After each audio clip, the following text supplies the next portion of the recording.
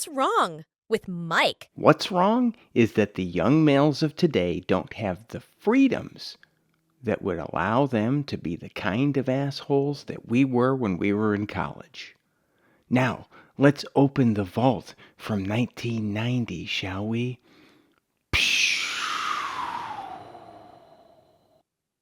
Well, hi, everybody. Hi, Mike here. This is the 7th episode of the podcast. 7 episodes is the average longevity for a podcast. So I'm determined to be average, or at least even a little bit better than average. And I have a cheat for this one. I can almost hear you asking, like, are you going to talk about the time you had an infection in your taint and your penis swelled up? No. I'm keeping that one up my sleeve because I want to use it as a power-up later.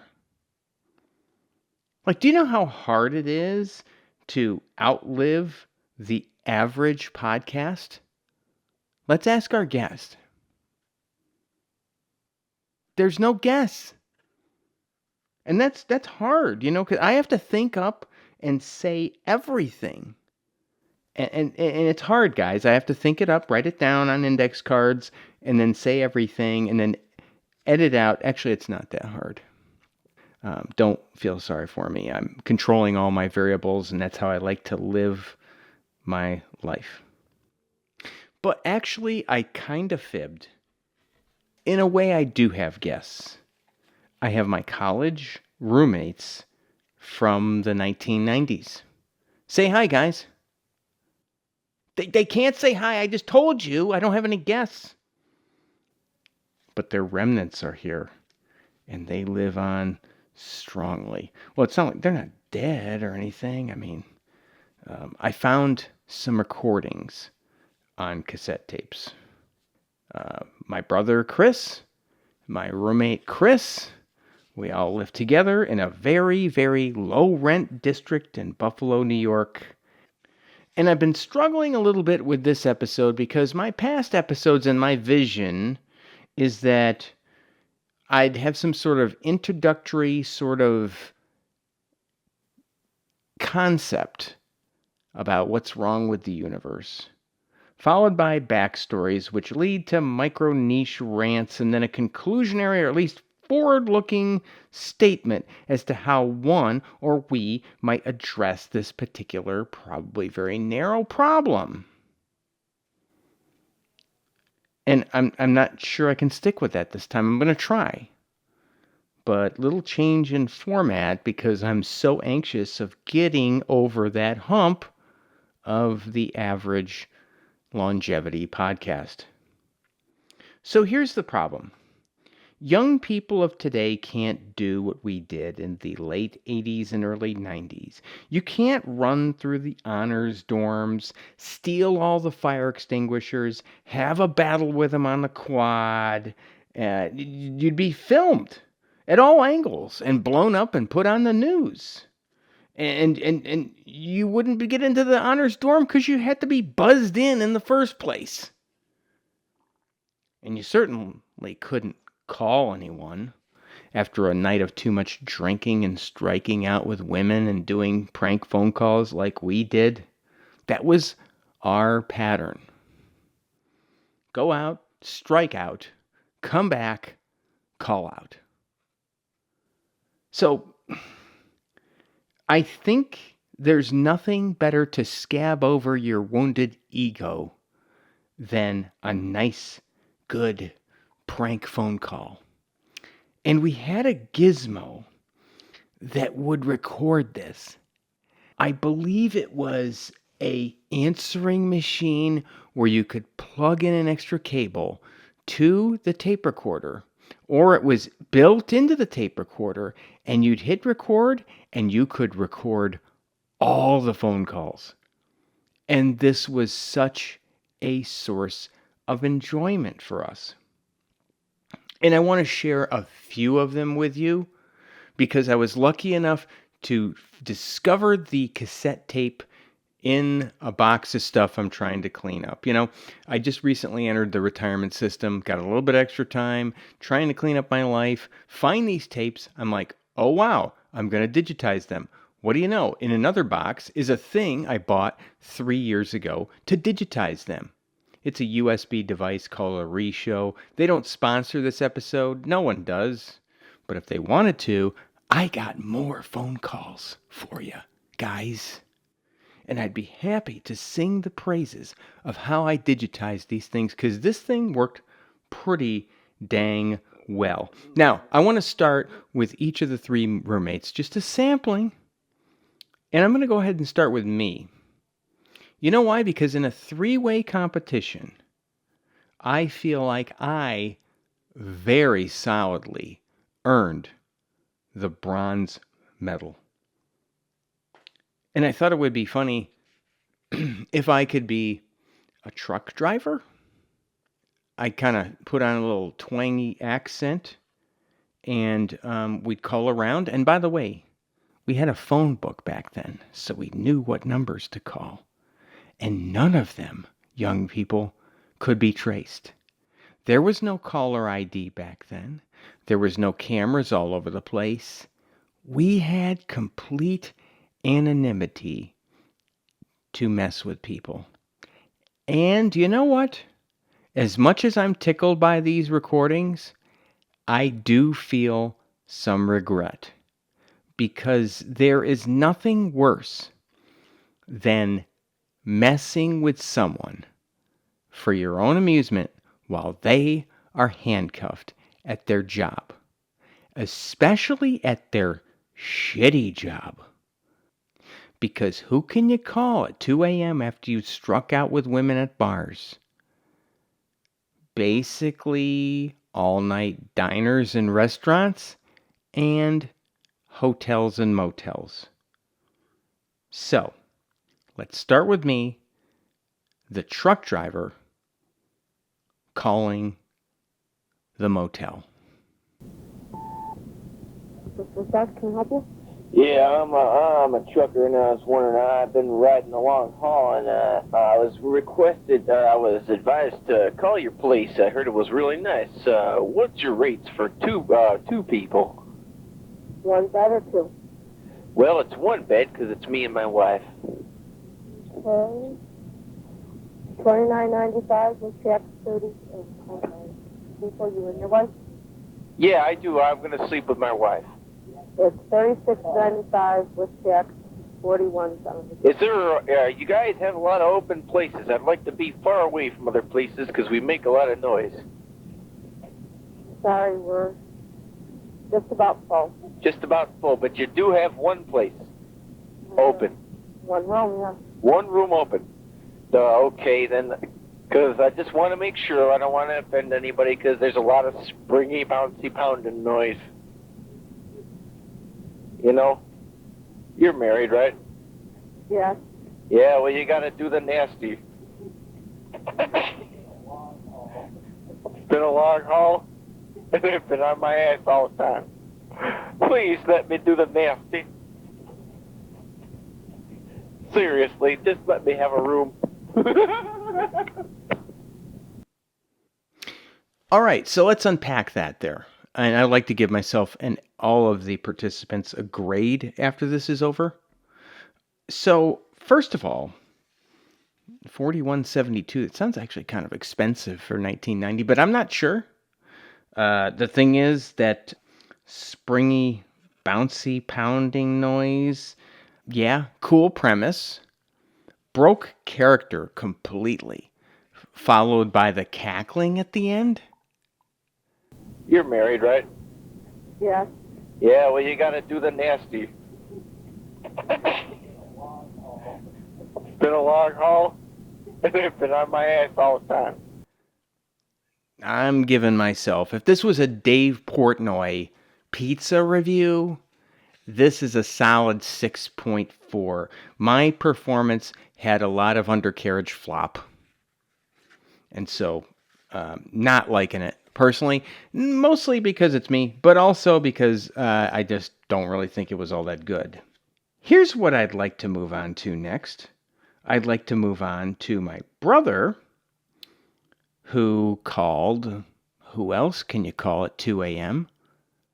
Denny's. Here goes. Well, Denny's restaurant, may I help you? Hey, I was wondering, if I came in at this hour, would you still be serving worms blobby sandwiches? I beg your pardon? Would you still be serving the worms blobby sandwiches? Worm. No, what? Not worms. Worms blobby sandwiches. I don't understand you, sir. Oh, I'm sorry. It's a type of, what kind of food do you serve there? Breakfast, lunch, and dinner. Do you have any, I was wondering, do you have the worms blobby sandwiches? Hello? The what? Hello? Yeah. I was wondering if I came in at this hour, would you still have the scoop of the blobby sandwiches? No, we don't. You don't have any sandwiches? Oh, we got sandwiches, yeah. Oh, you have at this hour? Yeah. How late are you open? All night. Okay. I was wondering, as far as your seating goes, you have a smoking and a non-smoking? Right. Okay. How about the men with large penis? Hello? Yeah. Do you have a section? Huh? Open? Oh, we have all sections open, sir. All sections are open? Yeah. Then the one with the penis? The blurby?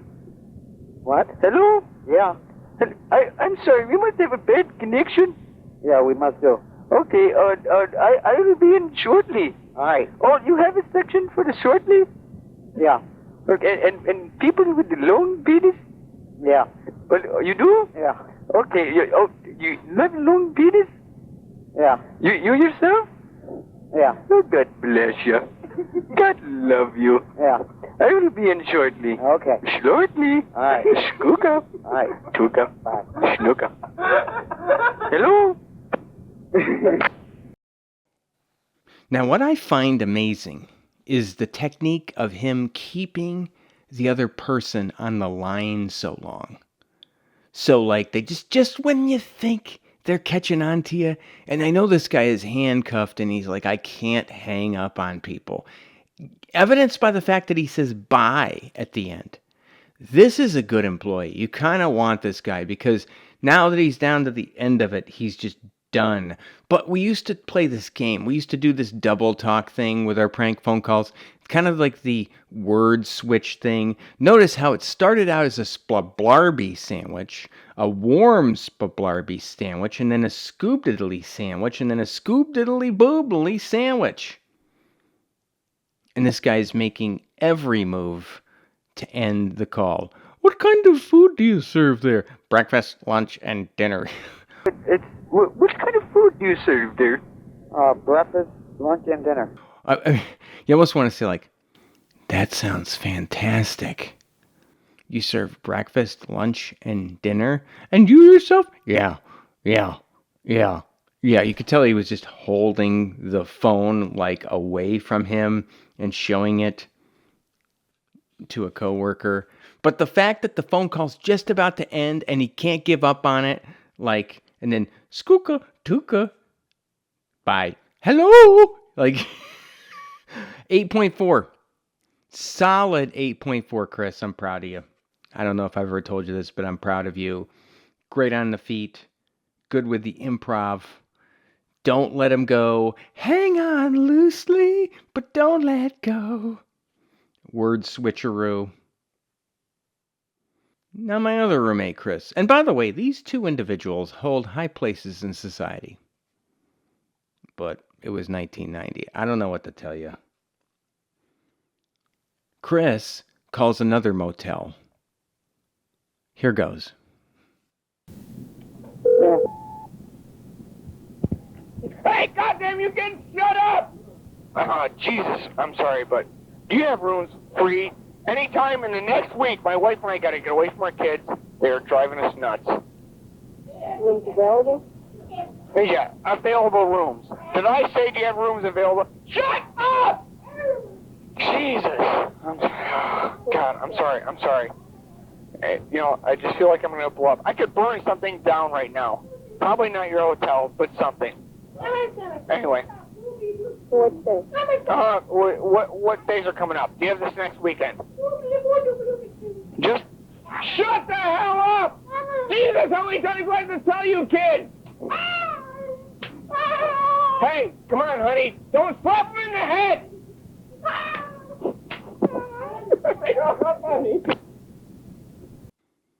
Okay, and as you can see, very different technique.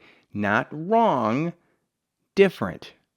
It's more of a monologue and not a dialogue. That's the way I like to do. If I'm going to get up there and pick up a microphone and tell jokes, I don't want you talking. I want to talk over it. Now, granted, the shrill tone kind of makes this the Sam Kinison of prank phone calls, Come on, honey. Don't slap him in the head. but we all loved it. Honey, don't slap him in the head. And at the end, he's surprised that the phone call has ended. Followed by the signature cackling of 3 young men in the background. I just can't not grin ear to ear when listening to these things. But I do gotta say, I regret the messing with people at their jobs. And then people were like, you just followed, you were coincident with the Jerky Boys at this time. Yeah, we were a little bit after the Jerky Boys, except for the stuff we did in the early 80s when we were in high school and junior high.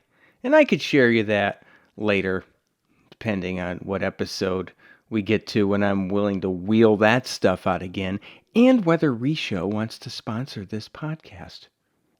It's just one of those things where I do feel that little bit of nagging guilt of calling somebody at their, like that one lady at the hotel that I call. She said she was married and she's working 3rd shift. Her life's not good, and I'm making it worse. But I hope you enjoyed it, and I hope you got a chuckle out of it. And if these people are still around, I hope you feel recovered from it. I'm sure you forgot it the moment you hung that phone up, and we appreciate you. You did us a solid. And that is it for this episode. I'm happy I powered myself up to be average. It's a piece of work. And frankly, I'm going to celebrate. I'm going to go and I'm going to kick back with a nice warm splablarby sandwich. Thanks for listening. I will be in shortly. Okay. Shortly. All right. Skooka. All right. Tuka. Bye. Snooka. Hello? Have a question for Mike? Email him at mikecanistero@icloud.com. Bye-bye.